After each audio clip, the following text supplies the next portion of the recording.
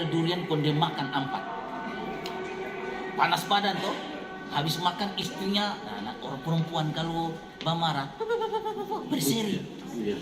So habis makan durian 4 pun tensi naik. Begitu dia marah dia punya istri jatuh, meninggal dunia. Suaminya meninggal dunia. Timbul penyesalannya DP istri. Menangis semalam suntuk. Sudah habis dikuburkan DP malam, tak bangun jam 2 malam. Dia merenung DP kesalahan toh. Ya Allah, so salah saya ini. Seandainya saya tidak marah saya punya suami, mungkin tidak jadi begini kejadian. Di jam 2 malam itu ditoki dia punya kamar.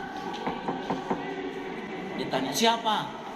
Saya. Siapa? Suamimu. Dia bilang, maaf, saya so ikhlas ngana so di alam lain. Jangan ganggu saya kok.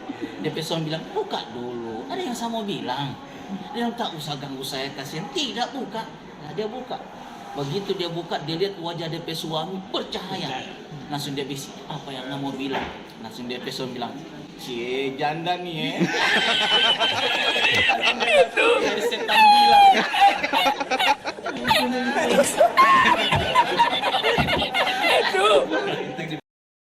Kalau hati kita ini senang, penderitaan badan itu tidak terasa.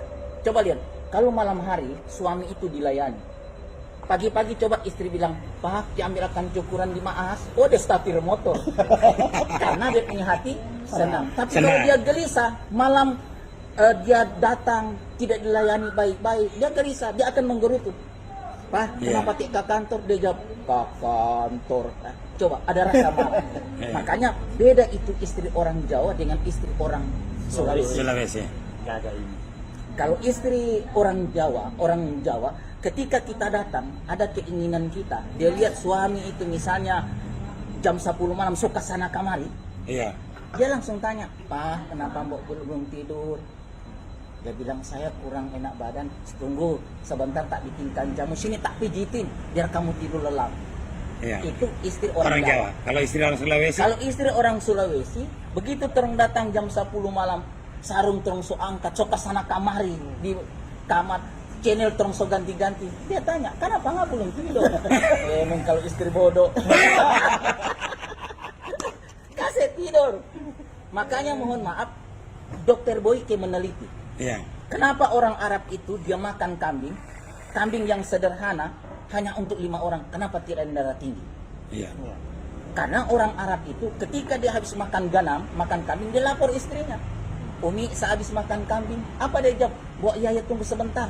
Saya mandi dulu, saya berkemas. Dia siapkan tempat tidur. Untuk apa? Melayani suami. Itu orang Jawa. Ya, Orang Arab. Arab. Makanya tidak ada darah tinggi. Nah, kita orang ini Ustadz, sopibat tahlil kambing. Iya. Gunting rambut kambing. Begitu kita orang lapor istri, Ibu, sehabis makan kambing, jangan lupa ya obat katopri. Pagi 1, tengah hari 1, malam. Itu yang bikin kita terus stroke. Ya Allah, Rabbi. Ya Allah ya Rahman. Jadi memang ini hidup ini sedang. Yang tanya, Ustadz, saya ini sudah 5 tahun menikah tapi belum punya anak. Bagaimana caranya? Saya bilang sabar. Saya dulu 6 tahun baru dapat momongan. Oh, ada contoh berarti. Iya, contoh saya. Tapi terong sabar tetap ada. Dia bilang, orang-orang tua dulu bilang, kalau belum punya anak, pinjam anaknya orang sebagai pancingan. Memancing, ya. Boleh tidak? Tidur di samping. Itu tradisi. Ya. Saya bilang itu tradisi, boleh. Tapi itu jangan jadikan sebagai kewajiban. Itu hanya tradisi untuk merespon. Motivasi, ya. Langsung dia datang yang satu tanya, baru gitu Ustadz, macam saya yang belum menikah, bisa tidak pinjam istrinya orang? Langsung saja, oh boleh, tapi dengan catatan. Pertama, kalau Anda mau menikah, kalau Anda mau pintar, cari istri guru. Yang kedua, kalau Anda mau sehat, cari istri suster atau dokter. Yang ketiga, kalau Anda mau gemuk, cari istri koki. Nah, tapi kalau Anda mau mati, cari istri orang. Dengar itu, dengar. Luar biasa, banyak hikmahnya ini. Terima kasih. Satu. Baik. Pak Kiai. Ya. Kita ini menghadapi beberapa persoalan dalam aspek pendidikan. Apalagi dalam situasi pandemi begini, anak-anak belum efektif pembelajarannya. Masih ada yang daring, ada yang luring. Kira-kira Pak Kiai, apa yang membedakan menurut Pak Kiai sebagai mantan pejabat di Dinas Perpustakaan, Ya. mantan pejabat sebagai sekretaris Dinas Pendidikan, Ya. yang membedakan kira-kira sistem pembelajaran orang di Indonesia dengan di Barat? Jadi kalau sistem pembelajaran di Barat dengan di Indonesia itu berbeda. Iya, Kalau di Barat itu anak-anak remajanya atau siswa itu ketika mereka pergi masuk di perpustakaan, mereka ambil bahan, referensi. Setelah dari perpustakaan, mereka keluar, mereka cari pohon yang rindang. iya, Misalnya mereka sepasang laki dan perempuan, habis dari perpustakaan mereka cari pohon yang rindang, mereka duduk baru membicarakan tentang apa yang mereka baca di di perpustakaan. perpustakaan itu orang Barat. Orang Barat, dia diskusikan dulu. Setelah mereka membicarakan tentang apa yang mereka dapatkan di perpustakaan, baru setelah itu baru mereka bicara tentang cinta masa depan. Itu orang Barat. Orang Barat. Kalau orang Indonesia, Iya. mereka keluar dari perpustakaan habis membaca, Iya. mereka cari pohon yang rindang. Begitu ada pohon yang rindang, ada kursi, mereka duduk sambil membaca situasi. Tidak ada orang dia peluk, Iya. ada orang dia lapas. Hanya membaca situasi Hanya membaca situasi. Itu Itu sistem pembelajaran di di Indonesia. Indonesia. Jadi agak memang tertinggal kita Tertinggal dengan memang. Barat. Barat itu banyak melakukan riset. Riset. Sementara kita di Indonesia ini hanya banyak meniru. Sebenarnya ini ada istilah, Pak. Iya. Ada istilah ATM. Apa itu? Ambil, tiru, baru modifikasi. Modifikasi. Maka orang-orang tua dulu bilang, kejarlah cita-cita baru cinta. Iya. Karena kalau cita-cita sudah kita kejar, dengan sendirinya cinta itu akan hadir. Cinta akan hadir. Akan hadir. Jadi cita-cita dulu yang harus Cita-cita kita dulu. kejar. Kalau kita orang sekarang kan tidak. Cinta dulu yang dikejar. Cita-cita ke belakang. Baru bagaimana pembelajaran ya? Dari sisi pembelajaran. Kiai punya pandangan dengan pelajar kita hari ini. Jadi memang ada pergeseran nilai. Iya. Pergeseran nilai sekarang ini banyak guru yang Iya. ketika dia mengajar, dia hanya menggugurkan kewajiban. Dia mengajar tapi tidak mendidik. Kenapa? Kalau dia mengajar sambil mendidik, dia dikenakan hukum Undang-Undang Perlindungan Anak. Dulu kita belajar kalau tidak kerjakan PR, itu dipukul. Sekarang kan tidak boleh memukul. Tidak bisa, Pak. Makanya ada istilah, dulu di ujung cemeti seorang guru ada emas. Sekarang di ujung cemeti seorang guru ada borgol. Ada borgol. Jadi makanya guru itu dia mengajar hanya sekadar untuk menggugurkan kewajiban. Mendidiknya itu yang kurang. Tapi kalau dulu mendidiknya besar, mengajarnya juga besar. Jadi anak banyak yang berhasil. Makanya mohon maaf Pak, Iya. dulu kalau ada ibu-ibu yang sakit, anaknya sakit perut, Iya. dia ambil bawang, Iya. dia bakar itu bawang, dia kasih minyak, baru dioleskan di perutnya supaya anaknya sembuh. Sembuh. Tapi kalau sekarang anaknya sakit, ibunya bukan ambil bawang, Apa yang dia diambil? ambil HP, Baru. dia foto, baru dia upload. Cepat sembuh ya anak bunda.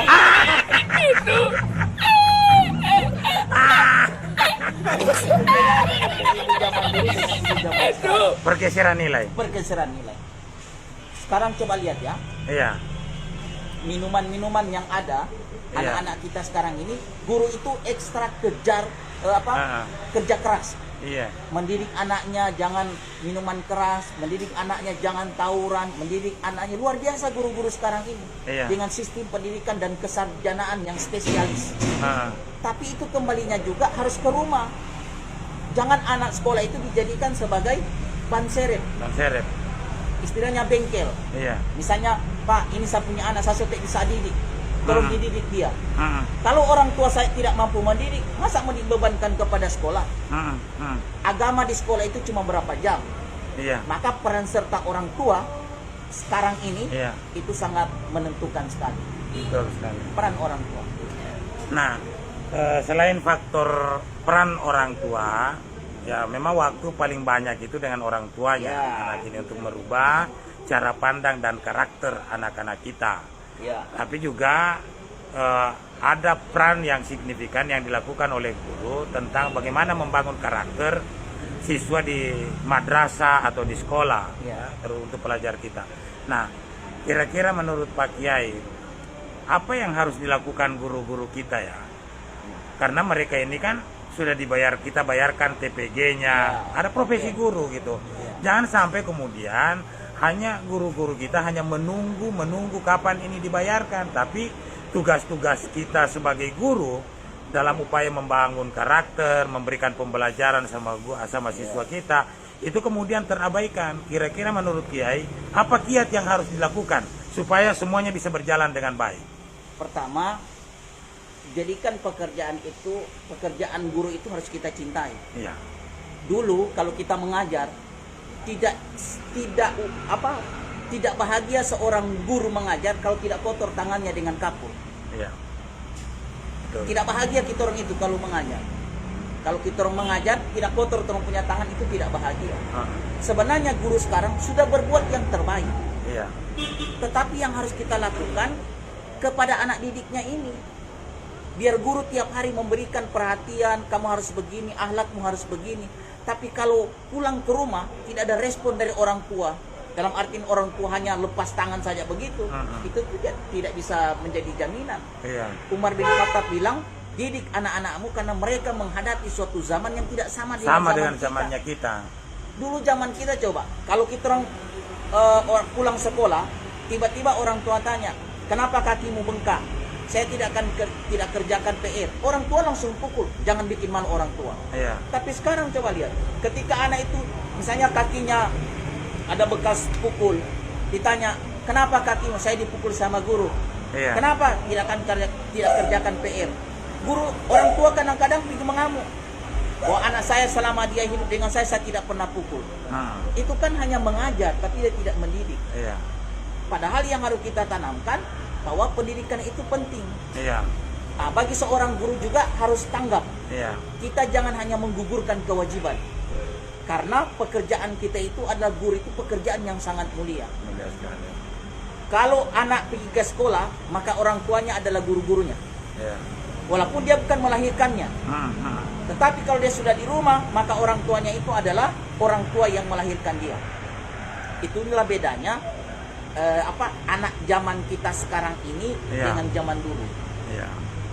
Baik, kita melihat Pak Kiai ya, Ya. di kota-kota besar itu Ya. pelajar kita ini gurunya sudah membangun karakternya yang baik.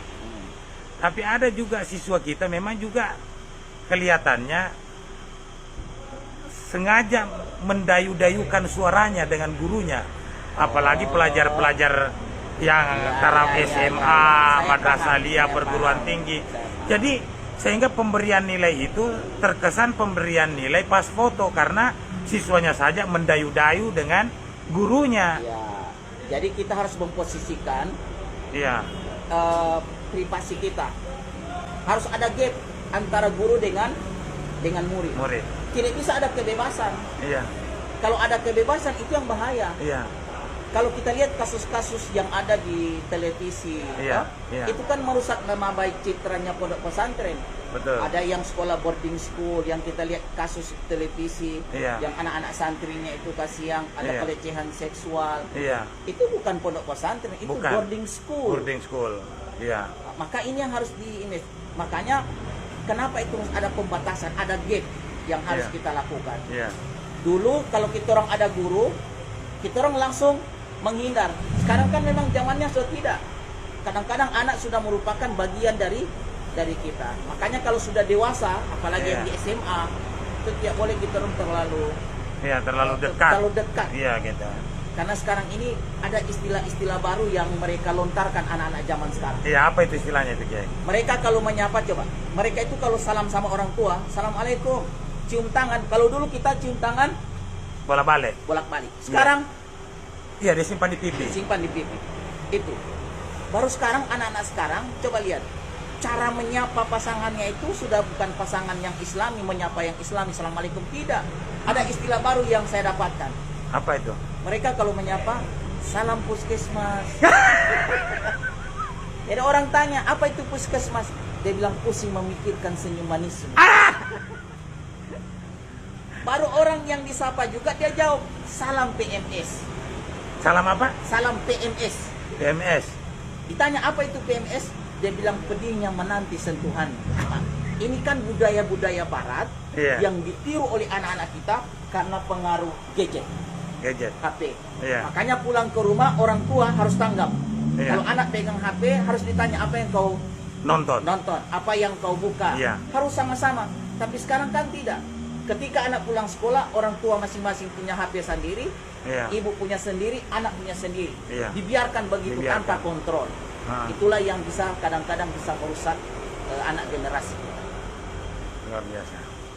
Jadi pencerahan pagi ini saya berpikir bahwa upaya kita membangun karakter siswa kita lebih baik lagi. Mungkin ada pesan terakhir untuk para siswa-siswa kita dan tenaga pendidik kita. Yang pertama, bagi tenaga pendidik, kita harus bekerja, jadikan pekerjaan itu sebagai ibadah. Ya, Karena profesi seorang guru ini adalah profesi yang sangat mulia. Karena kita mencerdaskan orang-orang yang menjadi pintar itu karena lahir dari tangan para seorang guru. ya, Yang kedua, bagi siswa, kita harus juga menghargai orang tua kita, menghargai guru kita, bahwa kejarlah cita-cita baru cinta, karena kalau cita-cita sudah kita raih, dengan sendirinya cinta itu akan hadir.